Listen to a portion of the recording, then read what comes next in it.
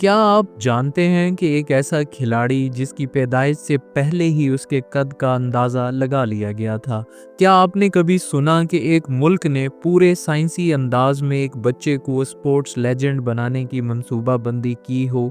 और क्या आपको मालूम है कि एक चीनी बास्केटबॉल खिलाड़ी ने अमेरिका की सबसे बड़ी बास्केटबॉल लीग एनबीए में दाखिल होकर न सिर्फ दुनिया को हैरान किया बल्कि चीन और मगरब के ताल्लुकात में एक नए बाब का आगाज़ भी किया। ये कहानी है याओ मिंग की, एक देवकामित खिलाड़ी, एक खामोश मगर बाअसर सफ़ीर और एक ऐसा नाम जो न सिर्फ खेल बल्कि सियासत, सफारतकारी और इंसानियत में भी गूंजता है। आइए याओ मिंग की ज़िंदगी के वो नाकाबिले यकीन दास्तान सुनते हैं जो एक आम बच्चे से लेकर एक आलमी सतह के लेजेंड बनने तक के सफ़र पर मुहित है। याओ मिंग 12 सितंबर 1980 को चीन के शहर शंघाई में पैदा हुए। उनकी पैदाइश मामूली नहीं थी बल्कि एक मंसूबे का नतीजा थी। जी हाँ, उसके वालिद याओ जी युआन और वालदा फिंग फिगेंडी दोनों ही चीन के मशहूर बास्केटबॉल खिलाड़ी थे। उनका कद बिलतरतीब 6 फीट 7 इंच और 6 फीट 3 इंच था।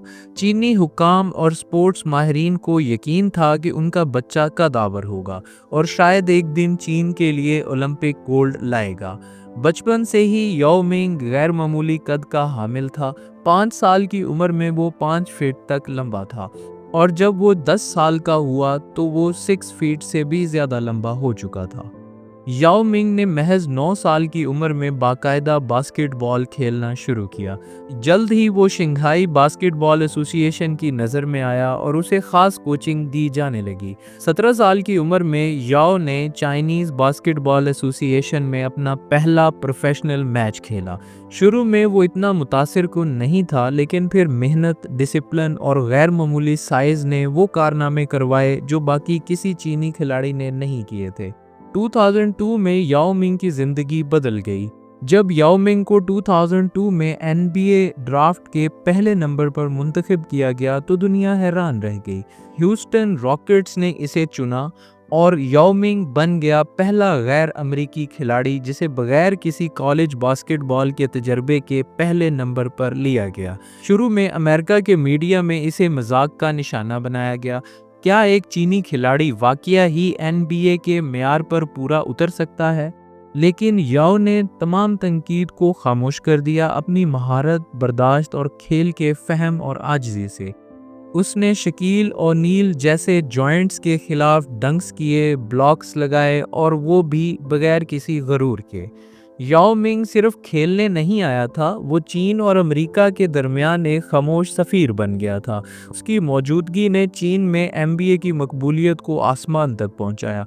चीन में करोड़ों लोग उसके मैचेस देखने लगे।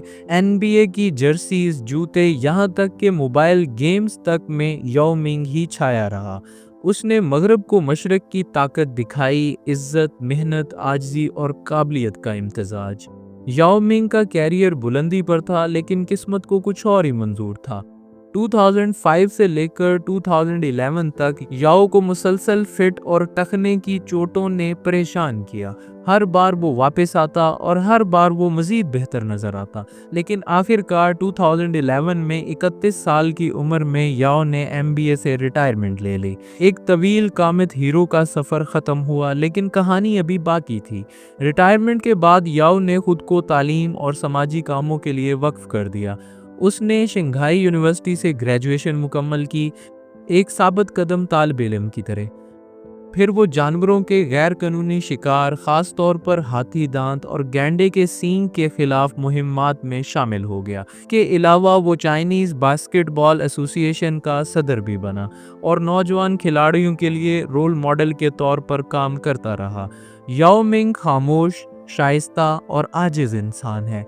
उसकी एक तस्वीर जिसमें वो हंसते हुए नजर आता है, दुनिया भर में याओ मिंग मीम के नाम से मशहूर हुई। याओ मिंग ना सिर्फ एक बास्केटबॉल का लेजेंड है, बल्कि वो एक जिंदा मिसाल है کہ انسان اگر محنت کرے، عاجزی اختیار کرے اور مستقل مزاج رہے تو کچھ بھی ناممکن نہیں۔ دوستو، یاو منگ کی کہانی ایک ایسے خواب کی تعبیر ہے جسے سائنسی بنیادوں پر شروع کیا گیا، لیکن محبت، لگن اور انسانیت نے اسے حقیقت میں بدلا۔